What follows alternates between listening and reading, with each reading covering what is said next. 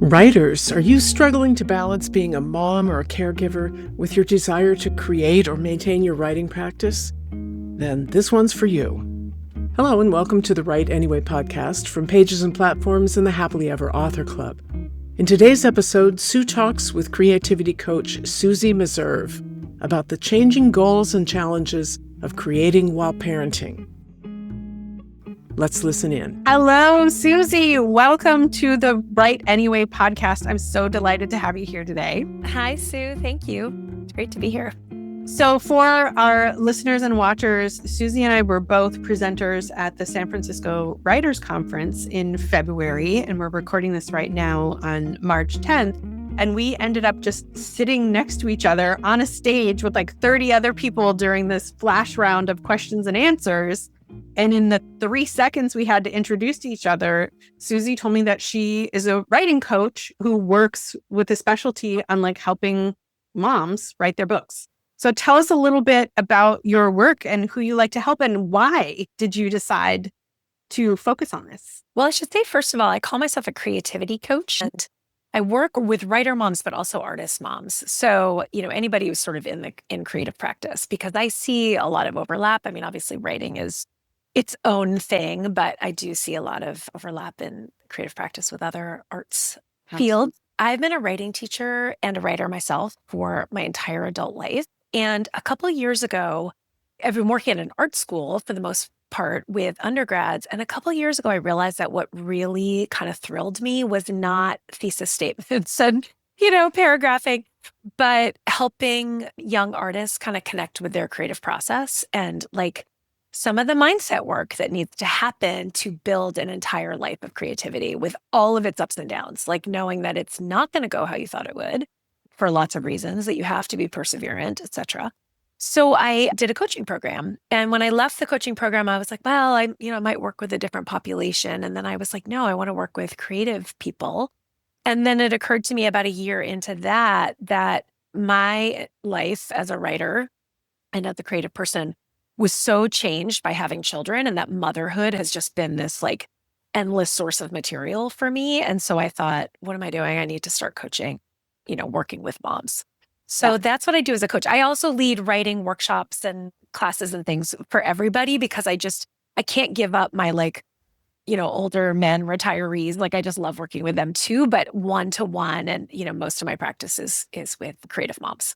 Beautiful. I love that. And so we want to have a conversation today, everyone listening, that are for the caregivers out there. So moms, definitely, that's kind of the focus. And we have a special set of circumstances, I feel, like moms face. But if you are caregiving, if you are a dad, if you are someone who is taking care of a child, taking care of a grown-up, taking care of a parent, any of those things, these are all, the discussion should help you figure out. Thanks for naming that. I agree. Totally agree. So tell me a little bit about your just experience as a mom who was really important to maintain your creativity. I mean, I guess I feel like I can't talk about this without telling you a little bit about my own path to motherhood. So maybe I'll just take a couple minutes there. So I had a child when I was 35 and, fairly, quote, normally, I'm married to a man and, we had a baby. And when he was 2, I decided that I wanted to have another child. And it turned out that like my eggs had gone out to pasture. And so I had something of an epic fertility journey. And it took me 5.5 years to get pregnant again. So my kids are 7 years apart. And I had a late baby. I'm sort of the oldest mom at the elementary school at this point. And in that path, on that journey, I was like, I was trying to write a memoir and I was kind of stalled out because I was putting so much energy into having another baby. It was hard to have much left over. And so somewhere along there, I started writing essays about my own infertility. And I probably shouldn't have been surprised, but I was surprised to find that there was this like incredible audience for this, that like people really wanted to hear about my troubles in having a baby, that it was like really relatable. It was kind of good fodder for personal essays. So I published a bunch of personal essays about that. And then I finally had this delightful, weird child who I now have, who's now 9. And what was really interesting was that after I gave birth to him, like about a year later, I just all of a sudden had this like creative explosion. And I'm also a songwriter or I became a songwriter, I should say. I've always been a singer and a guitar player. And all of a sudden I was like writing songs and playing with my band, and we started getting gigs, and my poetry collection finally got published, and I got a writing grant, and all of this was happening when he was like 2 and 3. And so I don't know what happened there. I just know that something about motherhood like really inspired me and inspired this creative explosion within me. And so that was just so joyful and amazing. And then, of course, there's all the logistics of like trying to actually write when you have 2 kids, which, you know, is a journey and a challenge. And so that's sort of a different piece of it. But I just know that for me, like my creativity really changed when I had kids, and it just felt more vital, more important, more pressed for time, and therefore like more urgent somehow. Yeah, I had much of the same feeling. I was a absolute master procrastinator. Like my inner saboteur was absolutely in charge. I knew I wanted to be a writer from the time I was 6 or 7. Yeah. But I did not get my act together and make it an important part of my life until after I had my first kid. Oh, wow. Because I was like, oh, if I want to prove to this child that they can do whatever they want to do, then I have to model that. Yeah, that's beautiful. And that, again, there were so many time constraints. I was working full time at a real job at the time, right? Not like being an entrepreneur and doing your own thing. I was, working for a local government as a business systems analyst. But And I started like freelance writing on the side. And actually, one of my first journalism type gigs was for a parenting magazine. oh, wow. Right. And it's so poignant, right? It's such a huge life transition that it feels like it just makes sense to talk about it and process it creatively, whether you're writing or whether you're songwriting or any of those things. Yeah. So I just want to encourage the moms out there. Yes, it is a totally overwhelming, chaotic, consuming time. And yes, if you're feeling that pull to your creativity, it can also be done and is worthwhile to do it. Yeah. And it's going to be different than it was before. Yes. And different is not always worse, right? Like, Right. it's going to look different, but you might be surprised by how much you can get done, Yeah. Yeah. So talk a little bit Yeah. about, like, I think the first thing everybody thinks about is, well, I don't have the time. Yeah. That's the first quick hit is like, I am knee deep in, diapers and school trips and all that stuff. I don't have time. So how do you help clients solve first for that most obvious question about time? Yeah. Yeah. That's like the most practical one. And, people approach this in really different ways. I mean, my personal method is I have been getting up an hour earlier than the rest of my family for the last probably 10 years. Mm-hmm. Although lately that's been a little trickier and I have to figure that out. Some moms, carve out time on the weekends or take nights, but you have to make some shift in order to create a little pocket of time. And I really do mean a little pocket. So like you said about being a master procrastinator, I mean, in my 20s, I would just never write. And then I would write all day one day. Mm-hmm. And that kind of process is kind of off limits when you have children, I think, for most people. But what we don't know or what we don't realize ahead of time is that you can write in these tiny little chunks of time. Like for my money, it's better to spend 20 minutes a day, but to do that 5 or 6 days a week than it is to just keep putting it off. And I really do believe that everybody can find 20 minutes. I was on a panel at the San Francisco Writers Conference with a dad who has an adult, highly special needs child. Mm-hmm. And they just walk all day long when he's not teaching. They just take these long walks. And he was talking about, he writes on his phone. He's just like jotting notes. And then when he gets a little pocket of time after his kid goes to bed, he then sits down for an hour and like puts it all together. Yeah. So, I'm just a big believer that you have to figure out what works for you. And it might be writing in the car while the kids at gymnastics. It might be, I mean, I'm sure you've done some of these things too. Yeah, that was going to be my example. Is like I send my kid up for a weekend class, and she would go in on the trapeze, and I'd be in the car with my laptop, like banging it out. Yep. Yep. Yeah. So that's the first piece, I think, is just figuring that out. And obviously, if you're working like a very intense job, and you also have kids, and it's gonna be hard. I'm not gonna lie and say like, oh, you'll just find that. But I do believe if you can start with 15 or 20 minutes, that can stretch a little bit, as you go. Yeah. I also encourage people, like, look for the time that does align with when you have some energy, right? So for some people, you and I are morning people clearly. Yeah. Right? I like to wake up and do it. One of the first things that I do. Yeah. And then that gives me actually a little energy boost for the rest of the day because I've already done something that really refills my cup. Oh, yeah. Replenishes me. That's a great point. Some people are night owls, right? Yeah. Like some neurodivergent folks are really night owls. And so they need to do that, later on in the day. But find the pockets of time that also ideally align with when you have some energy. Because if you put it off all day or all the other draining things, you're not going to do it. It's gone. Yeah. I mean, example, this morning, I didn't sleep well last night and I turned off the alarm and thought, oh, I'll just write later. And then, my teenager has a late class and needed my help. And my little guy was not, I didn't write today. It's probably not happening because I didn't get it done during my ideal window. And being okay, right? I think a lot of times we bring sort of the perfectionistic thinking that we had before kids and try to you can't sit down for 2 hours and have complete mental buffer around you, then you shouldn't do it at all. And that is just absolute patriarchal crap. Yeah. It's like you have to be a little bit Buddhist. Like, what is the thing about it's never too late to start again? It's never too late, So if don't do it today, I'm not going to beat myself up. I am going to get up early tomorrow and work on my novel and this long poem I'm working on right now. I also think that being a mom kind of gives you really good tools on how to talk to yourself in that way because you've cultivated this patience and reservoir of how to deal with a little person. Right. So if you treat yourself, your writing time like you're potty training, right? And you're using positive reinforcement instead of that well, you blew it again. Yeah. Well, I'm kind of cracking up because I am the least patient person I know. And I'm constantly reminding myself as a parent to be more patient and as a writer to be more patient. And so I'm not always probably as kind as I should be to myself or to my kids. But we're working on it. And that's real too. And I feel like I was more patient with my older kid because I was younger and had more energy. So I'm totally with you. Yeah. Okay. Tell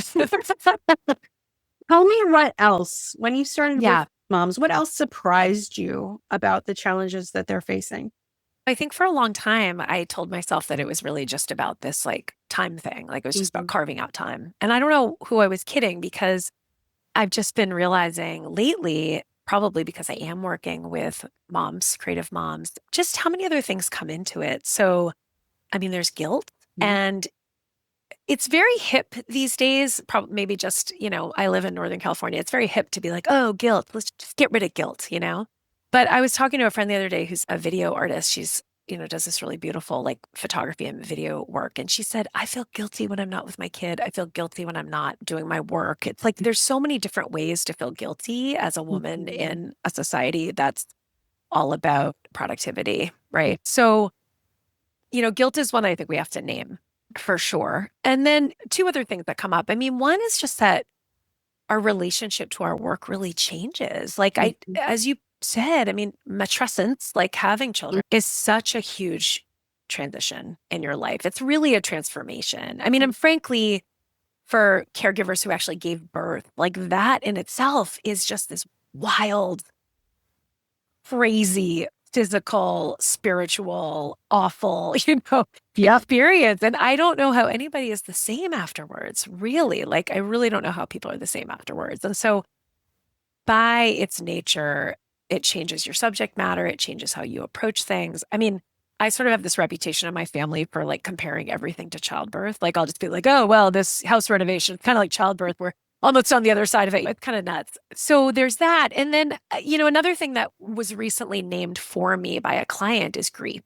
And what I mean by that is a lot of creative moms were once the kinds of people who didn't have to work very much. We were super into poverty, or we lived in communal housing and we got by on very little money. And we had, a million different creative outlets. I have a client and she was saying I used to just ride my bike all over town, going to a performance, going to a rehearsal, going to somebody's show, doing this thing. And then all of a sudden, I mean, the realities of having kids are you need more money so that you can clothe and feed them. And so you're probably working more than you were. And there can be a real grief that comes with this of like, wow, I am not able to be in the flow, to be remotely as carefree as I used to be. But I think that's an important thing to name, that it's not just about logistics. It's really about you being a different person on the other side of having kids, a different person in many ways, including as, as a creative. And I think there's a lot of pressure culturally to say, oh, you should be able to perform just like you did before, right? Yeah. I think women go in with a lot of unrealistic expectations about what they're going to be able to do on the other side of motherhood. And the fact is, of course, we develop absolute superpowers. If you are not a parent, you do not know the journey someone has been on when they show up in the office at 9:30 or they show up at the airport. That's my favorite, right? Like, it's 14 hours of work crammed into 2 hours. Person's already dealt with, right? But it does eat up a lot of time and mental resources and physical resources to be able to do that. And then for you to then put judgment on yourself that you can't do the kinds of things that you were able to do before is an absurd societal pressure that we need to go up. I mean, it's kind of ludicrous because of what you now know you are capable of, right? I sometimes say like the amount of work I can get done in an hour is bonkers. And, I am like highly efficient now because guess what? I just have, just a fewer hours to do it. Of course,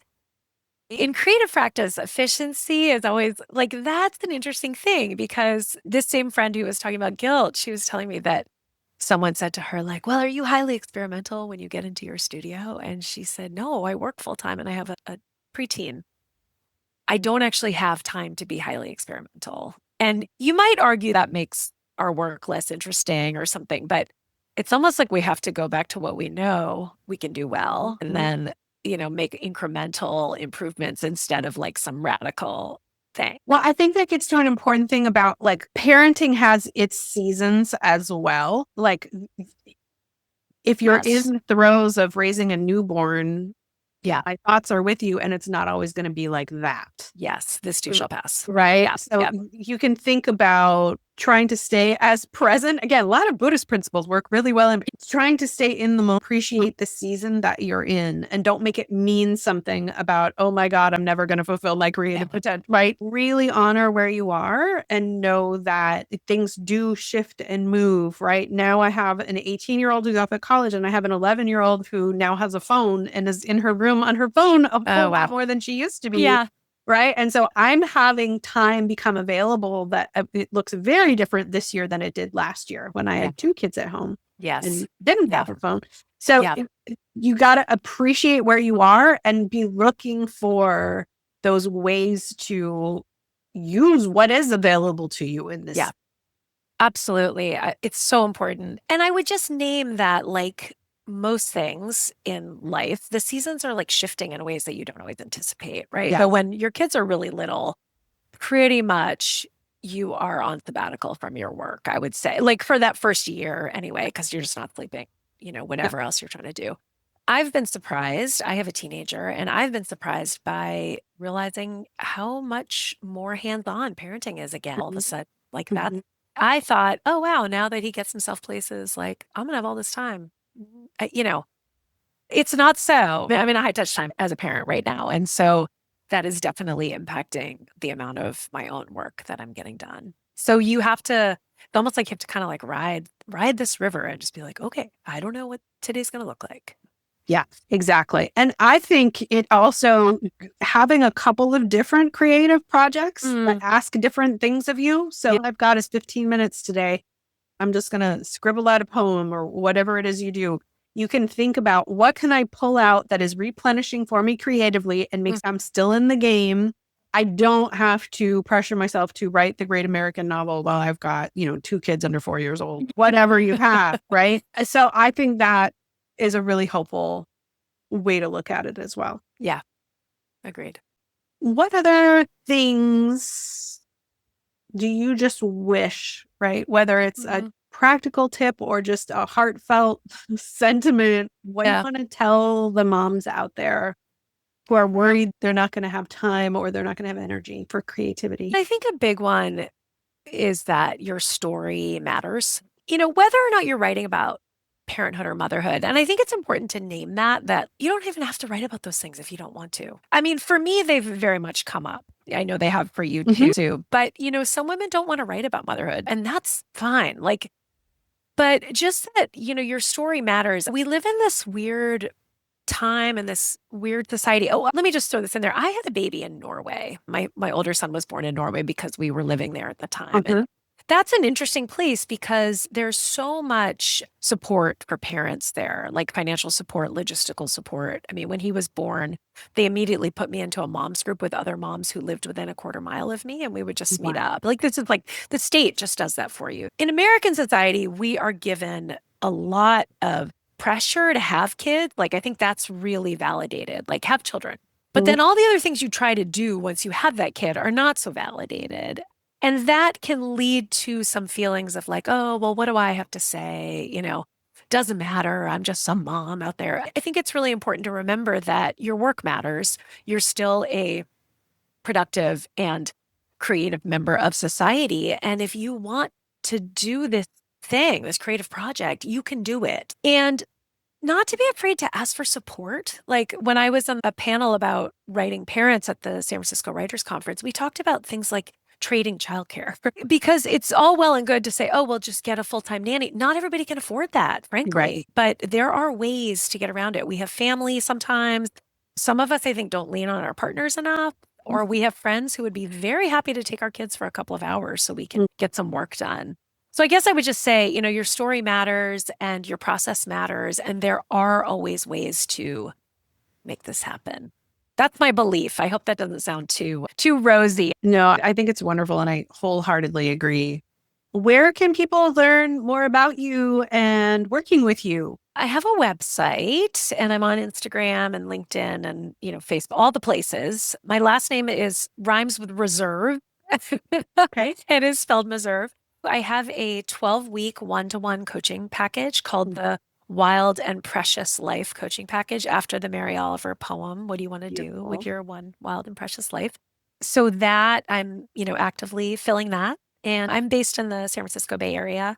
And I have a workshop in a couple of weeks taking place here on March 21st. And the details of that are on my website. That's for moms in the East Bay, moms in the Bay Area, anyone who wants to travel to the East Bay. And and I also regularly lead writing classes on my own and, elsewhere. Okay, give us the name of your website again. Okay, SusieMeserve.com, www.SusieMeserve.com. And that's Susie, SUSIE. Yes. As a fellow Sue, I know there's a billion ways to spell Susie because I tried them all when I was in middle school. Yeah, exactly. Right. Susie, SUSIE, MESERVE.com. And I'm on Instagram at Susie Meserve Writes.